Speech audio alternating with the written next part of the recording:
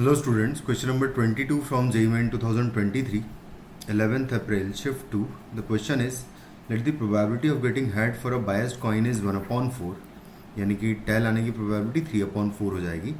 It is tossed repeatedly until a head appears. Let n be the number of tosses required.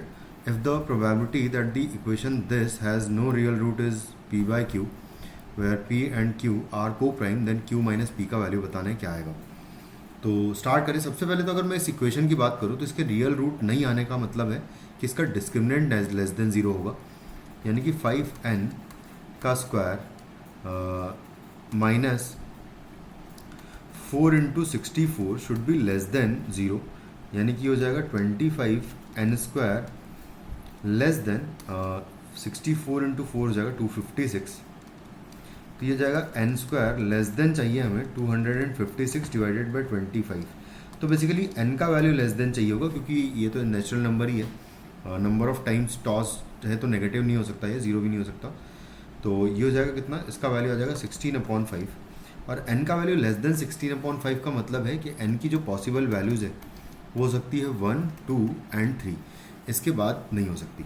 तो n का value 1 का मतलब कि एक बार टॉस करेंगे, तो एक बार टॉस करने की जो प्रोबेबिलिटी होगी, प्रोबेबिलिटी बेसिकली अगर निकाल लूँ यहाँ से मैं डायरेक्टली, तो प्रोबेबिलिटी इज इक्वल टू होगा एक बार टॉस करने पर हेड आए उसकी प्रोबेबिलिटी 1/4.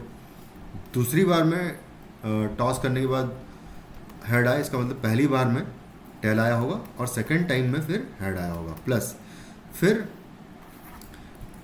थर्ड टाइम में 3 बार n का वैल्यू अगर 3 है तो इसका मतलब 3/4 इंटू 3/4 और फिर है इंटू 1/4 से प्रोबेबिलिटी थर्ड टाइम में हेड आ जाए. तो ये हो जाएगी हमारी रिक्वायर्ड प्रोबेबिलिटी. इसको सॉल्व कर लेते हैं.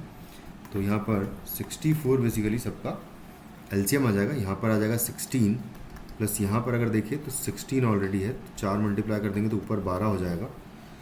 फिर आएगा प्लस यहाँ पर 9 हो जाएगा.